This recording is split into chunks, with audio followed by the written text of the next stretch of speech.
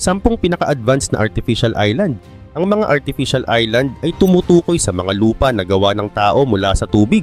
Ginagawa ang mga ito para sa iba't ibang layunin tulad ng pabahay, negosyo, turismo at transportation. Mahalaga ang mga ito dahil nagbibigay ng bagong space sa masisikip na lugar at nagpapakita ng husay ng tao pagdating sa teknolohiya. Kung kaya't sa video na ito ay aalamin natin ang 10 mga advanced artificial islands. Kaya naman simulan na natin.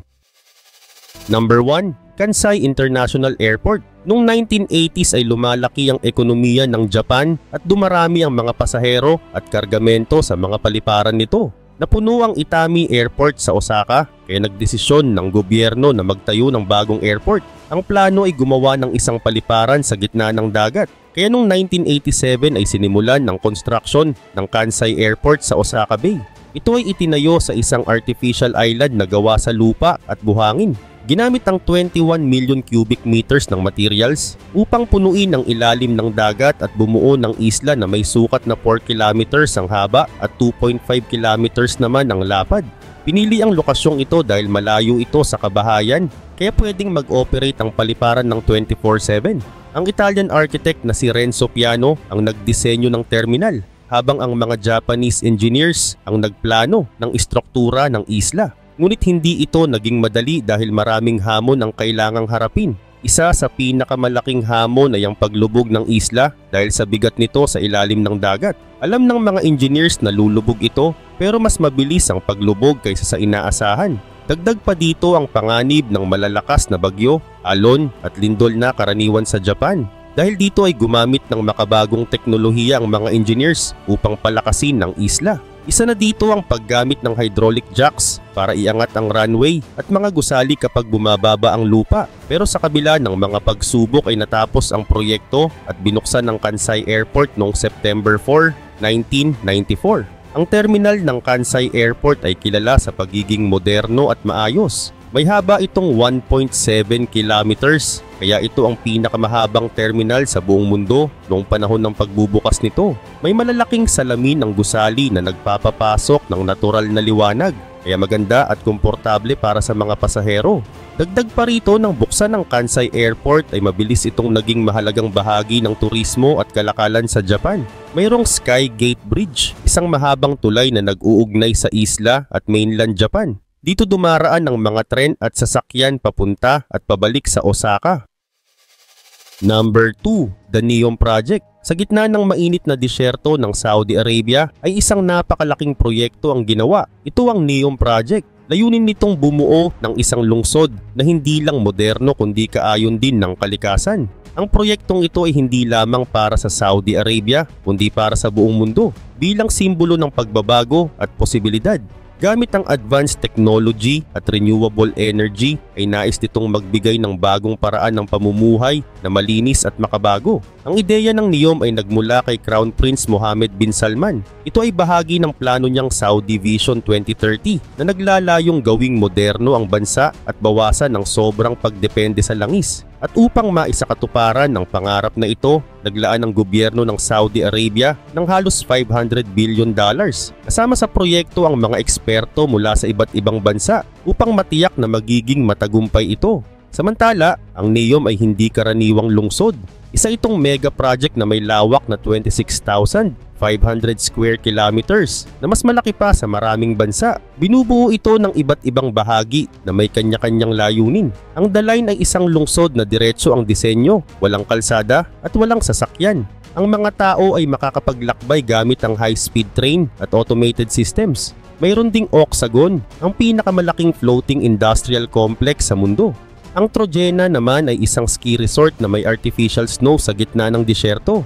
Kasama rin ang Sindala, isang luxury island na dinisenyo para sa mga turistang naghahanap ng kakaibang experience. Lahat ng ito ay gagamit ng energy mula sa araw at hangin upang maging ganap na sustainable.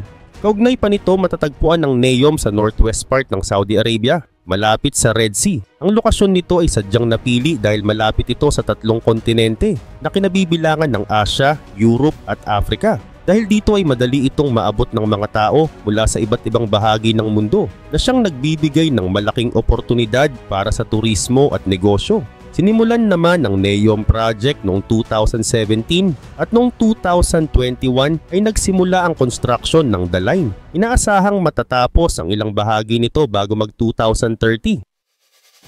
Number 3, Amouage Islands. Sa gitna ng Arabian Gulf ay matatagpuan ang Amouage Islands, isang grupo ng mga artificial islands na naging simbolo ng modern technology at pag-unlad. Ang proyekto ay nagsimula noong 2002 sa layuning magdagdag ng lupa para sa tirahan, negosyo at turismo. Ang Bahrain ay isang maliit na bansa na may limitadong natural space ay nagdesisyong lumikha ng isang lugar na magbibigay daan para sa mas maunlad na hinaharap. Ang Amouage Islands ay itinayo gamit ang teknolohiya sa land reclamation. Mula sa dagat ay nilikha ang 6 na isla na konektado sa isa't isa. Ang mga isla ay idinisenyo upang maging isang komunidad na kumpleto sa mga facilities tulad ng mga tirahan, opisina at pasyalan. Pinili ang hilagang bahagi ng Bahrain bilang lokasyon ng proyekto. Ginamit ang libu-libong tonelada ng buhangin at bato upang mabuo ang lupa at gawing matatag ang mga isla. Sa Amouage Islands ay makikita ang mga tirahan na magagarang apartment at bahay na may view ng dagat. Meron ding The Lagoon, isang lugar kung saan matatagpuan ang mga tindahan, kape at restaurant. Isa sa mga natatanging bahagi ng isla ang Floating City, isang komunidad na ang mga bahay ay may sariling lugar para sa mga bangka. Bukod dito may mga world-class hotels at resorts na dinarayo ng mga turista, pati na rin mga beach at park para sa pahinga at libangan. Samantala, malaki naman ang naging epekto ng Amouage Islands sa ekonomiya ng Bahrain. Nagbigay ito ng maraming trabaho sa mga tao, pati na rin ng mga oportunidad para sa negosyo at turismo. Naging tanyag ito sa mga dayuhan at lokal na naghahanap ng modernong pamumuhay. Bukod dito, naging halimbawa ang Amouage Islands ng paggamit ng makabagong teknolohiya para sa sustainable community. May mga systems ito para sa desalination ng tubig at maayos na pamamahala ng basura upang mapanatiling malinis at ligtas ang kapaligiran. Ang tagumpay ng Amouage Islands ay nagbigay inspirasyon sa iba pang proyekto sa rehiyon tulad ng Palm Islands sa Dubai. Number 4, Lindo Industrial Park. Sa Denmark ay matatagpuan ang Lindo Industrial Park, isang artificial island na nagdala ng malaking pagbabago sa technology at energy. Dati ay isa lamang itong simpleng lugar pero dahil sa tamang plano at technology, ito ay naging isa sa pinakabagong sentro ng industriya. Ang kwento nito ay nagsimula noong 1960s sa ilalim ng pamumuno ng A.P. Møller-Mærsk Group, isang kilalang kumpanya sa paggawa ng barko. At noong 1969 ay itinayo ang Lindo Shipyard upang makagawa ng malalaking barko na kailangan sa pandaigdigang kalakalan. Ang isla ay binuo mula sa reclaimed land, lupaing kinuha mula sa dagat upang magbigay ng sapat na space para sa mga malalaking proyekto. Sa mga sumunod na taon, dito ginawa ang ilan sa pinakamalalaking barko sa mundo, tulad ng Maersk E-Class container ships. Libo-libong manggagawa ang nagtrabaho rito kaya naging mahalagang bahagi ito ng ekonomiya ng Denmark. Kilala ang Lindo Shipyard sa makabagong teknolohiya at kahusayan sa paggawa ng mga barko. Ngunit noong 2012 ay isinara ang Lindo Shipyard. Sa halip na pabayaan ay binago ang layunin ng lugar. Ginawa itong Lindo Industrial Park, isang sentro para sa renewable energy at modern industry. Ang mga dating facilities ng paggawa ng barko ay ginawang mga lugar kung saan ginagawa ang mga bahagi ng wind turbines na ginagamit sa offshore wind farms. Ngayon ang Lindo Industrial Park ay tahanan ng mga kumpanya mula sa iba't ibang bansa. Mayroon itong modern facilities tulad ng mga robots at malalaking pabrika. Ang lahat ng proyekto rito ay may layuning makatulong sa kalikasan at makapagbigay ng clean energy. Ang Lindo ay mahalaga dahil ito ay isang patunay na ang isang dating lugar ng tradisyonal na industriya ay maaaring gawing makabago at kapaki-pakinabang. Ang park ay nagbibigay ng trabaho sa maraming tao at tumutulong sa paglaban sa pagbabago ng klima sa pamamagitan ng paggawa ng renewable energy. Ang mga wind turbines na ginagawa rito ay nakatutulong para mabawasan ang paggamit ng fossil fuels na nakakasira sa kalikasan. Gayun din, ang Lindo Industrial Park ay simbolo ng pagbabago at pag-asa. Number 5, Ocean Spiral. Noong 2014 ay ipinakilala ng Shimizu Corporation, isang kilalang kumpanya mula sa Japan, ang isang ambitious project na tinawag na Ocean Spiral. Ang proyektong ito ay naglalayong lumikha ng isang makabagong tirahan sa gitna ng karagatan. Layunin nitong magbigay ng solusyon sa mga pangunahing problema tulad ng kakulangan ng lupa para sa tirahan at ang patuloy na lumalalang epekto ng pagbabago ng klima. Ang Ocean Spiral ay hindi lamang isang engineering project dahil ito ay simbolo ng pag-asa at innovation para sa kinabukasan.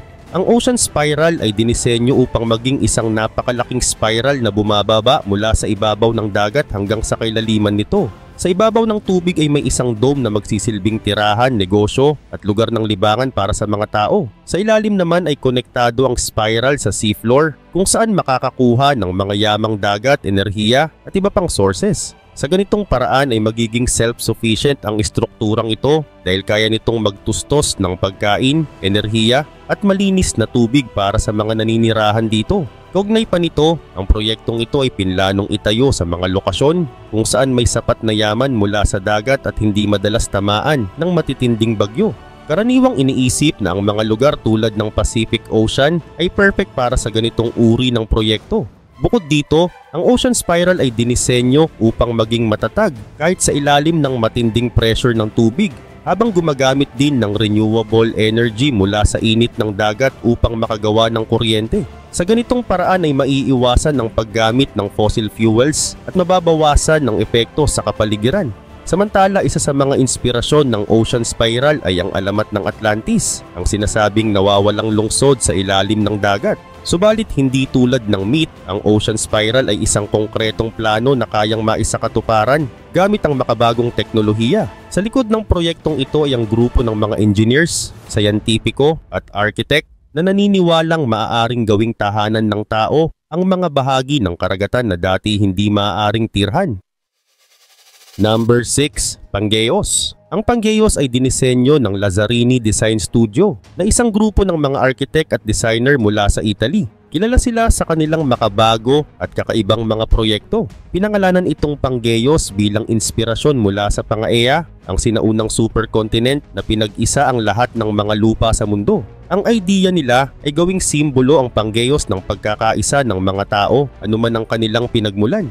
Samantala, ang Panggeos ay isang napakalaking barko na may sukat na halos 550 meters ang haba at 610 meters naman ang lapad. Nakahawig ng hugis ng isang pawikan. Ngunit hindi lang ito isang ordinaryong barko dahil para itong isang lungsod sa gitna ng dagat. Mayroon itong mga tirahan, hotel, shopping malls, beach clubs, park at iba pang facilities para sa entertainment. Kaugnay pa nito, isa sa mga kahangahangang feature ng Panggeos ay ang pagiging self-sufficient o kaya nitong suportahan ang sarili nito.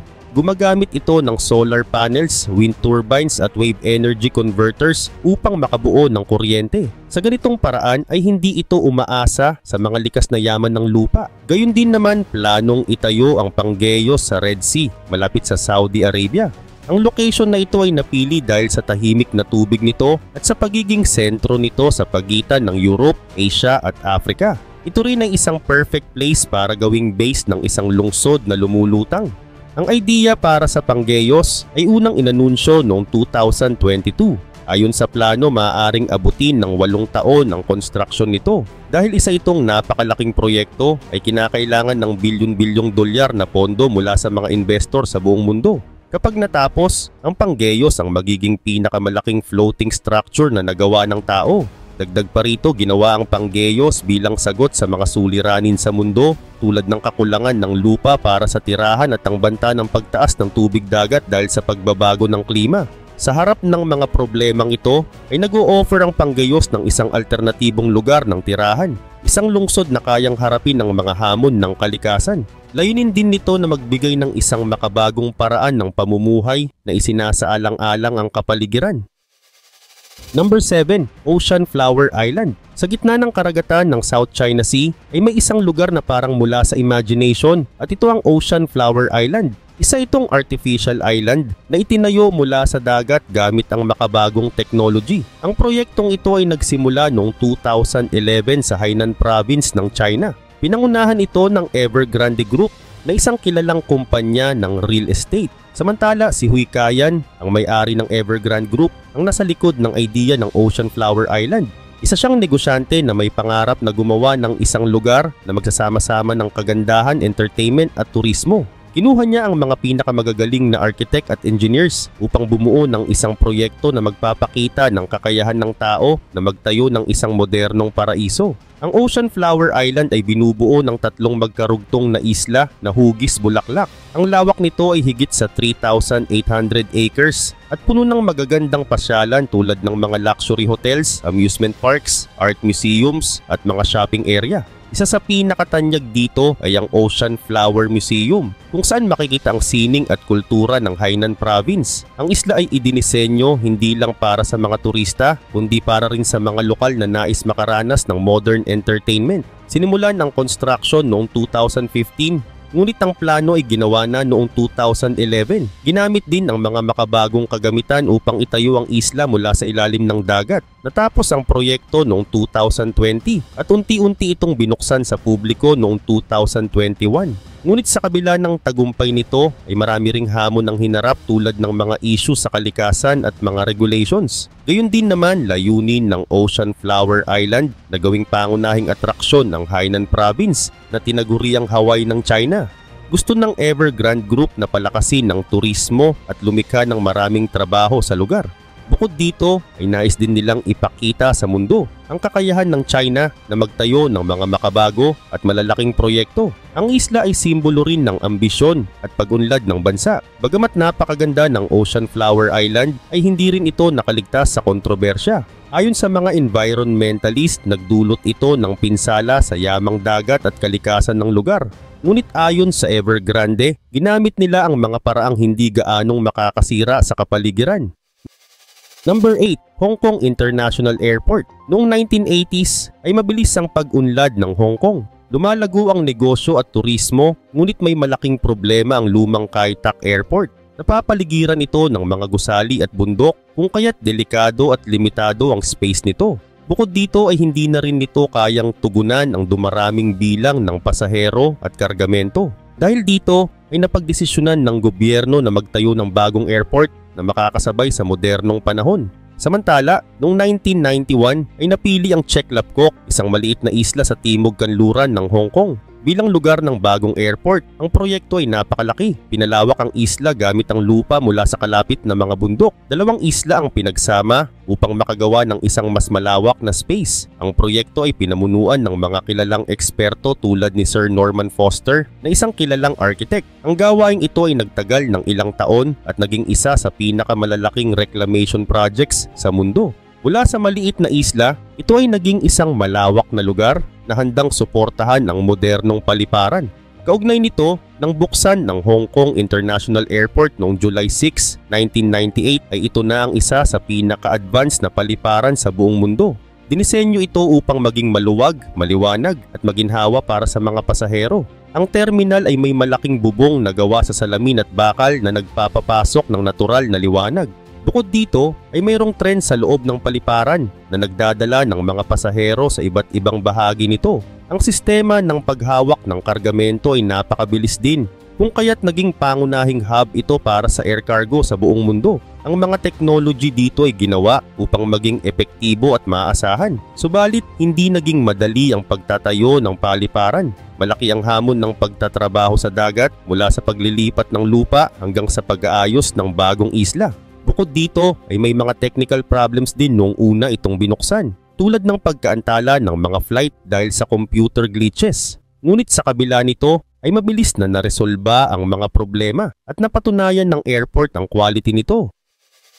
Number 9. The World Islands. Sa disyerto ng Dubai ay isang idea ang nag-umpisa na tila isang pangarap lamang noong una. Ang proyektong The World Islands ay isang ambisyosong hakbang upang ipakita sa mundo ang kakayahan ng Dubai na lumikha ng mga bagay na hindi pa nagagawa.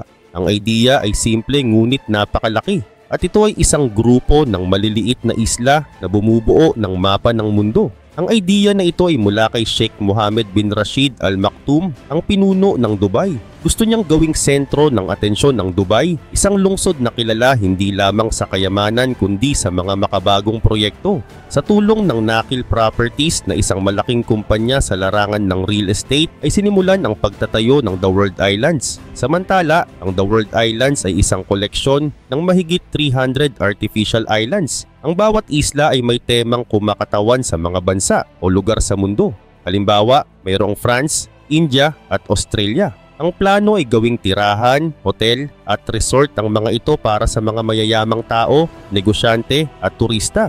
Ang mga isla ay binuo gamit ang buhangin na kinuha mula sa ilalim ng dagat. Ang bawat isa ay ipinagbibili sa napakataas na halaga na umaabot ng milyon-milyong dolyar. Ang mga nakabili ng mga isla ay maaaring gawing private ang mga ito at lagyan ng sariling disenyo.